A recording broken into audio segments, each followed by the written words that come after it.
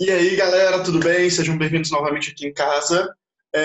Olha só, hoje nós vamos começar o conteúdo do módulo 72, intitulado, deixa eu colar aqui o nome exatamente como é que está, intitulado Primeiro Reinado da Independência, a Constituição de 1824, no livro 12, página, página 137, tá certo? Começa lá. Bom, vamos lá dar continuidade. Olha só fazendo uma breve retomada. A gente trabalhou já a Congresso de Viena e como isso vai impactar tanto no período joanino e depois na independência do Brasil, foram os tópicos das nossas duas primeiras aulas. Depois a gente falou sobre a relação da Era Napoleônica e o Congresso de Viena com as independências na América Espanhola. Foram as nossas aulas da semana passada, as duas aulas da semana passada. E hoje, e na próxima, nós vamos falar de Brasil já império, Brasil já independente, beleza? E aí a gente tem que só pensar em algumas coisas. O Brasil se tornou independente a partir de 1822 e vai formar agora, vai começar uma nova fase da história do Brasil, que é o Brasil Império. O Brasil Império se divide em três fases. Primeiro reinado, período regencial e segundo reinado. E hoje nós vamos começar com o primeiro reinado. Vamos lá, então. Olha só, houve o grito do Ipiranga, houve a independência, beleza. Mas e aí? Independência não se faz só no grito, não é? Era preciso conquistar essa independência. Então, a primeira coisa que nós vamos entender é esse processo de consolidação da independência. E a primeira etapa desse processo de consolidação são as guerras de independência. Olha, a gente viu a América Espanhola, tiveram guerras muito grandiosas pela independência. Vocês viram lá no ano passado a independência dos Estados Unidos, a mesma coisa. A independência dos Estados Unidos foi muito grandiosa, muito poderosa e tal. As guerras, os conflitos. Aqui os conflitos são menores. Por quê? Primeiro, quem faz a independência é o filho do rei da metrópole, né? Dom João VI, rei de Portugal, e seu filho Dom Pedro de Alcântara vai virar Dom Pedro I aqui no Brasil. O filho dele, portanto, é que faz a independência, certo? Filho de Dom João VI, Dom Pedro I, faz a independência, e por isso mesmo a gente não vai ter tanta resistência assim. É verdade que vai existir uma guerra de independência em pontos localizados no mapa brasileiro, como, por exemplo, no sul do Brasil, na Bahia, na região do Grão-Pará e Maranhão, e também na região da Cisplatina, atual Uruguai, certo? Só que o Brasil ainda não tinha um exército mesmo.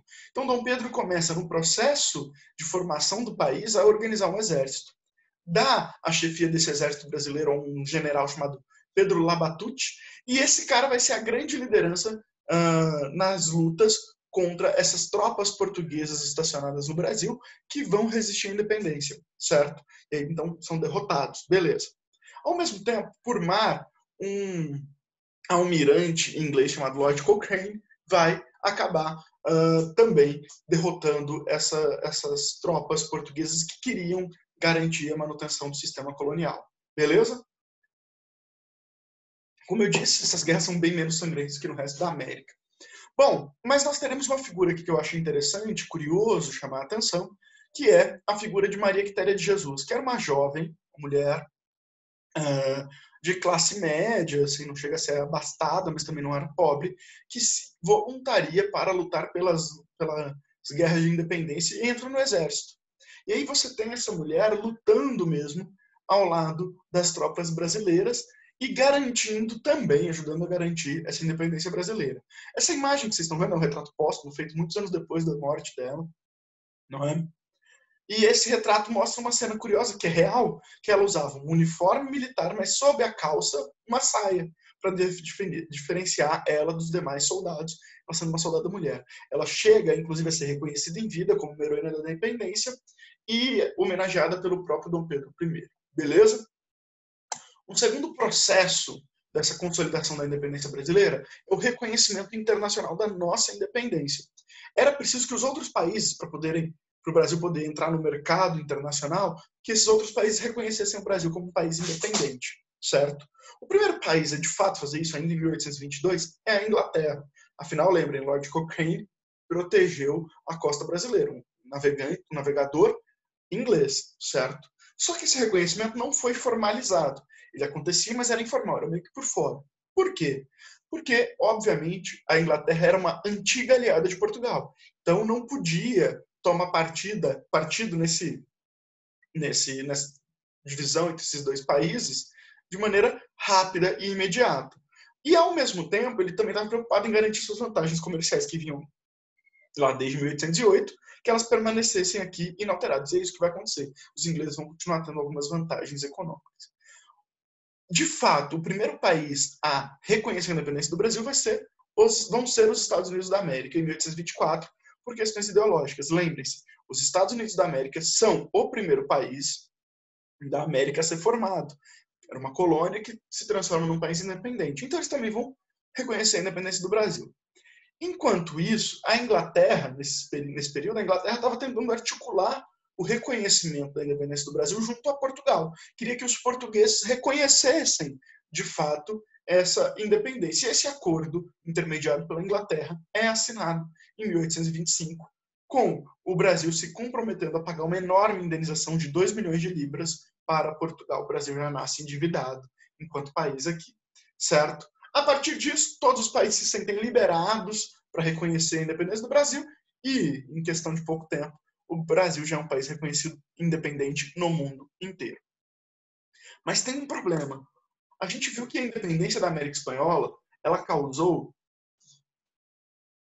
Um cafezinho. A independência da América Espanhola, ela causou um problema que é justamente o quê? Apesar da ideia pan-americanista do Simão Bolívar, a América Espanhola virou um monte de país, né? Surgiu um monte de país.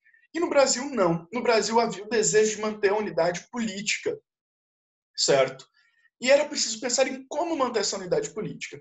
É nesse contexto que Dom Pedro e os principais líderes da independência, como o próprio José Bonifácio, que nós falamos anteriormente, esses caras eles vão começar a costurar essa manutenção da unidade. O primeiro elemento para isso, e é típico do século XIX, do nacionalismo do século XIX, é a fabricação, a invenção mesmo de símbolos nacionais. Surge a nossa bandeira, o hino, os brasões, um conjunto de heróis históricos do Brasil para explicar a nossa história e para garantir que a gente pudesse ter unidade em torno desses símbolos. Por exemplo, a bandeira imperial que vocês estão vendo aí do lado é uma bandeira que foi idealizada por José Bonifácio, mas foi executada por aquele artista francês maravilhoso, o Jean-Baptiste Debré, ok? Segunda diferença. O que foi responsável por manter essa unidade também foi o governo monárquico. Por incrível que pareça, o rei ele é capaz de angariar em torno de si uma certa unidade, né? Ele gera uma certa identidade nacional. Então, o fato da gente escolher um regime monárquico, né, ou conquistar a independência a partir da ação de um monarca, isso vai também garantir essa unidade. Unidade essa que o rei, com seu poder centralizado, consegue manter à força, impedindo que as províncias, as regiões mais distantes, busquem se tornar independentes ou criar estados paralelos. Ele garantia, assim, a centralização do poder na capital, ou seja, no Rio de Janeiro. Beleza? Sem contar que essa independência também, na prática, significava praticamente uma manutenção das estruturas econômicas e sociais que vinham. Os ricos, os proprietários de terra, continuavam sendo ricos, proprietários de terra. A massa de escravizados continuam escravizados. Os pobres e despossuídos continuam na mesma situação social. Ou seja, na realidade ali do dia a dia, pouca coisa mudou com a independência. Beleza? Beleza.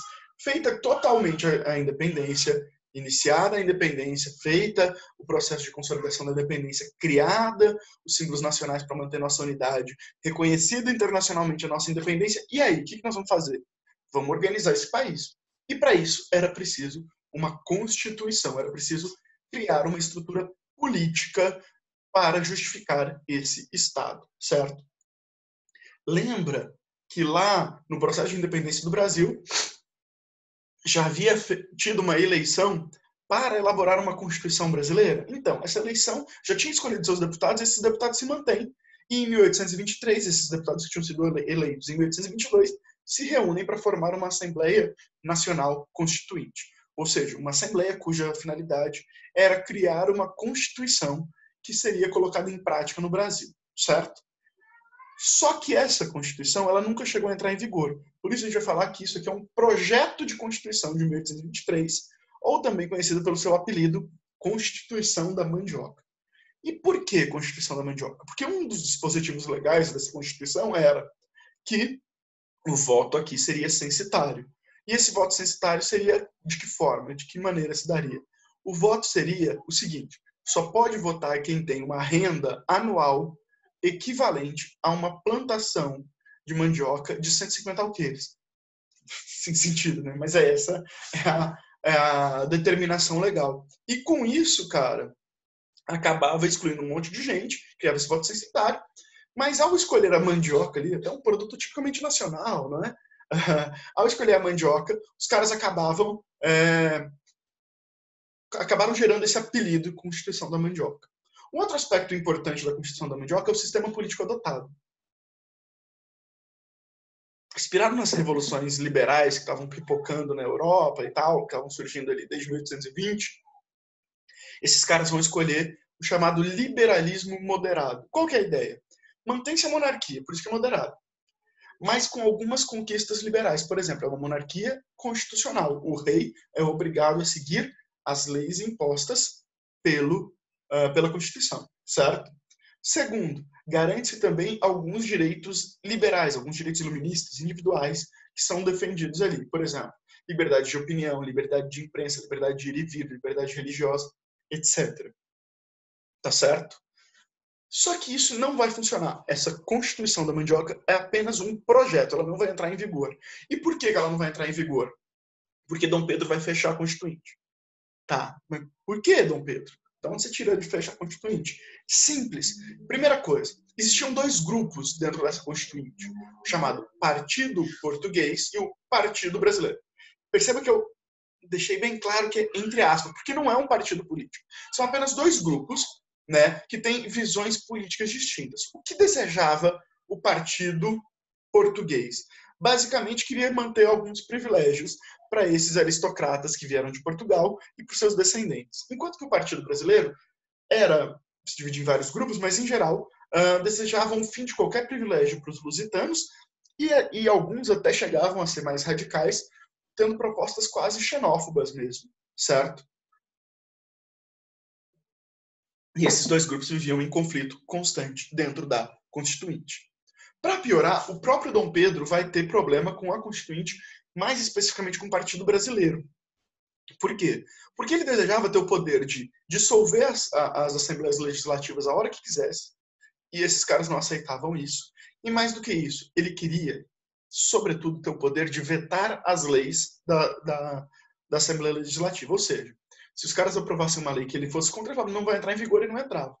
E esse conflito, Dom Pedro pressionando para que ele pudesse ter esses direitos na Constituição, e esses caras não aceitando isso, vai levar cada vez mais um afastamento entre Dom Pedro I e a Assembleia Nacional Constituinte.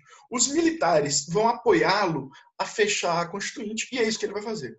Vai invadir a Constituinte, vai fechar a Constituinte, vai prender e exilar alguns deputados, alguns deles ficarão muitos anos na prisão, inclusive o próprio José Bonifácio, que depois de liberta ele chama para ser aliado dele. A gente vai ver essa loucura aí. Mas o que acontece é o seguinte, fechou a Constituinte. E agora, o que você faz, então? Bom, o que você faz é que o Dom Pedro vai criar uma nova Constituição, a primeira Constituição brasileira, a Constituição de 1824. Nós teremos 8 Constituições na nossa história, sendo que a primeira é a de 1824. Primeira característica da Constituição de 1824, ela é uma Constituição outorgada. Bom, mas o que isso quer dizer ser uma Constituição outorgada? Quer dizer que é uma Constituição imposta, de cima para baixo. Não foi uma Constituição feita por deputados eleitos, em nome do povo, não. É um líder que determina essa Constituição, como ela vai funcionar, e impõe essa Constituição. Essa Constituição foi outorgada por Dom Pedro, que fez essa Constituição junto com o seu Conselho de Estado. Então, isso é, inclusive, um dos primeiros dispositivos a ser criado por ele, que vai compor a Constituição de 1824. Vai existir um cargo de conselheiro, que é uma espécie de indivíduos que vão ajudá-lo a governar. Não são ministros, são aqueles que não têm funções específicas, práticas, mas que vão ficar perto do imperador para ele consultar, para ele conversar, para ele pensar em soluções e etc. Certo? Esse Conselho de Estado era formado por homens, exclusivamente homens, com mais de 40 anos. E uma vez virando conselheiro do rei, conselheiro do imperador, você era conselheiro até o fim da sua vida. Beleza? Era um cargo vitalício. E esse Conselho de Estado, junto com o Dom Pedro, vai criar a Constituição que nós vamos falar a partir de agora. Características gerais dessa Constituição. Primeira delas, estabelece que o regime político é uma monarquia hereditária, ou seja, nós temos um rei, um imperador, e que os próximos imperadores são sempre os descendentes desse rei. Então, Dom Pedro I, depois Dom Pedro II, e se rolasse, não vai rolar, vai vir um golpe que vai impor a república, mas se rolasse, viria ali mais para frente Dom Pedro III e assim sucessivamente, não é? Além disso, assim como as monarquias europeias, vai ter a presença de nobres.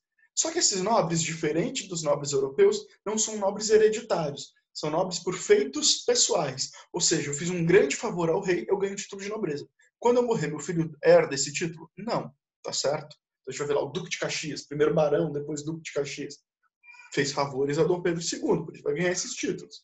E o filho dele? O filho dele é só um Zé Mané qualquer, beleza? Bom, aqui nós temos a parte mais complexa dessa Constituição, tá?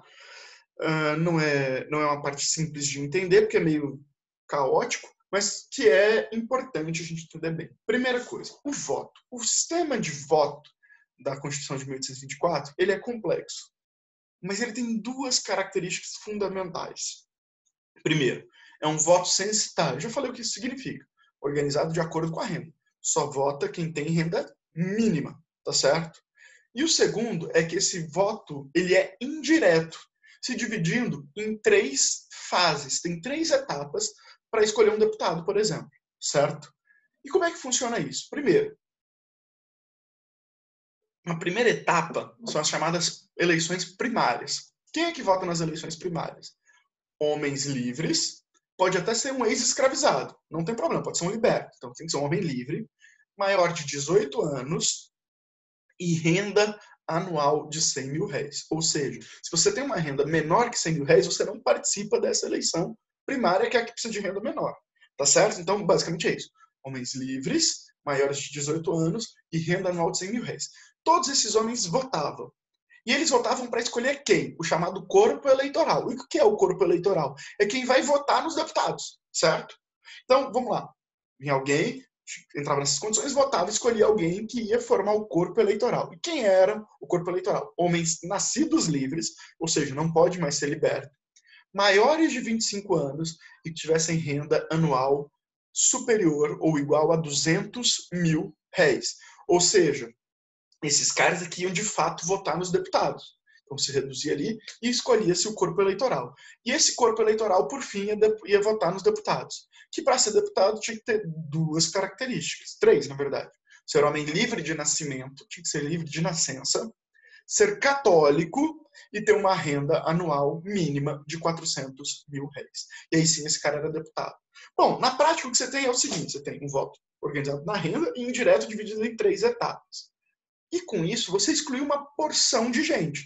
Por exemplo, os pobres, aqueles que não tinham renda igual ou superior a 100 mil réis, não votavam em nenhuma etapa.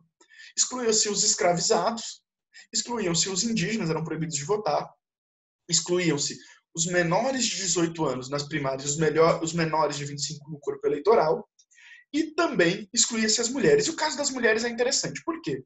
Porque não existia na lei uma proibição específica sobre as mulheres não poderem votar.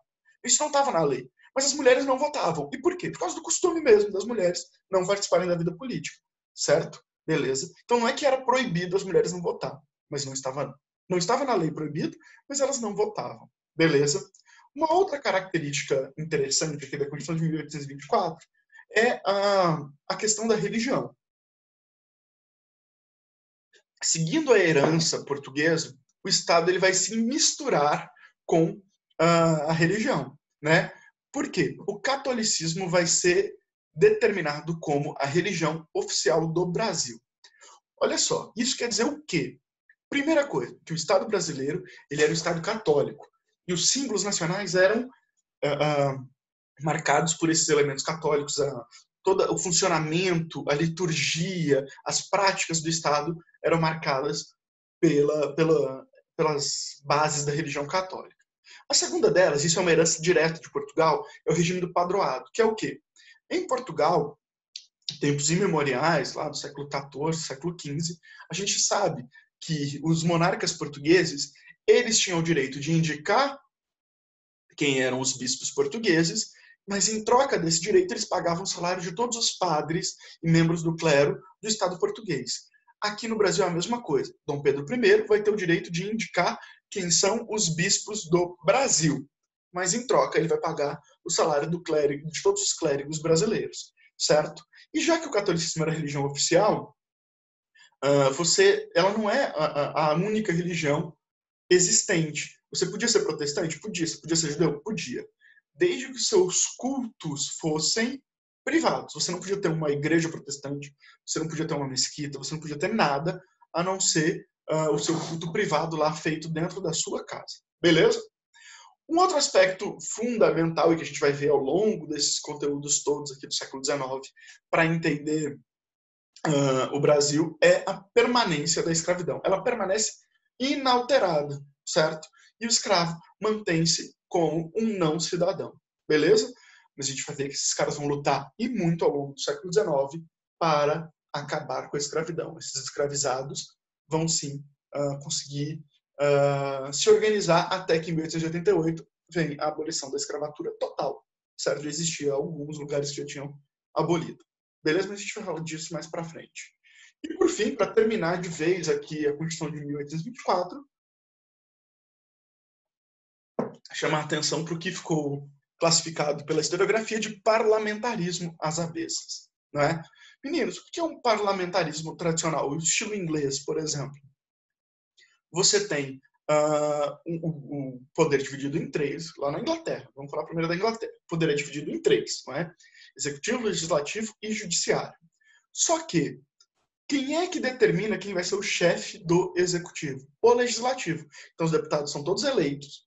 E, dentre eles, eles se organizam e escolhem quem vai ser o primeiro-ministro, que é o chefe do executivo, que, então, é o homem de origem do legislativo, certo? E, desse jeito, há uma influência direta do legislativo sobre o executivo, sacaram? Aqui no Brasil, nós vamos chamar de parlamentarismo às avessas porque é o contrário. É o executivo que vai influenciar em tudo, através de um poder chamado de moderador. A gente vai sacar daqui a pouco o que é isso. Né? Então, basicamente, o poder vai estar nas mãos do imperador. Enquanto que, no parlamentarismo inglês, a rainha da Inglaterra tem praticamente nenhum poder, de fato, de execução e de controle do poder. Aqui no Brasil, todo o poder está na mão do imperador. E isso vai ser possível a partir de uma invenção bizarra, que é a criação não de 3, mas de 4 poderes. O primeiro deles, o executivo, não é? Quem é o chefe do executivo? Em âmbito nacional, o próprio imperador. No âmbito regional, nas províncias, você tem os chamados presidentes de províncias, que eram homens indicados diretamente pelo imperador. Ou seja, você percebe que o imperador manda em tudo no executivo, né? Ele é o chefe do executivo nacional e ele indica os presidentes das províncias em nível provincial, né? Os estados, entre aspas.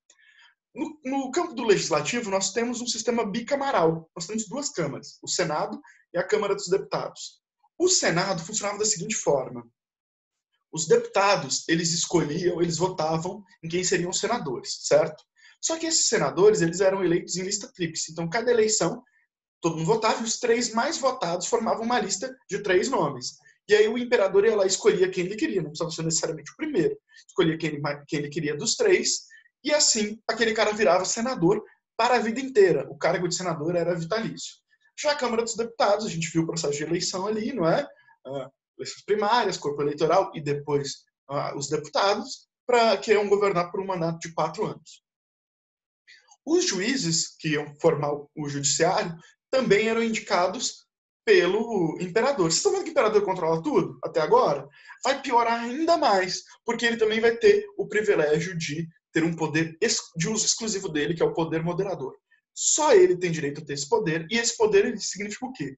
Que ele manda em tudo. Ele pode intervir no executivo no nível que ele quiser, ele pode intervir no legislativo, no Senado ou na Câmara dos Deputados da hora que ele quiser, e ele pode intervir, inclusive, no judiciário. Ou seja, aqui nós temos a estrutura, não é, política desse parlamentarismo às avessas. O poder moderador acima de todos e todo o resto sob influência e controle do próprio poder moderador. Certinho? Isso lembra até esse meme aqui que vocês estão vendo, não é? Não faz sentido nenhum a existência desse 4º poder. Bom, meninos, a gente vai acabando nossa aula por aqui e Ainda essa semana eu lanço mais uma pra gente terminar o primeiro reinado rapidão, já vamos acabar. Um abraço, falou! Qualquer coisa já sabem. Esse material, esses slides estão lá no site. Lá vai ter uma lista de exercício. E se quiserem tirar qualquer dúvida, qualquer informação, me procure por e-mail. Eu estou aí, redes sociais, qualquer coisa. Eu estou super disponível para ajudar vocês a mandarem super bem e usarem esse tempo da quarentena para aprender cada vez mais. É nóis, falou!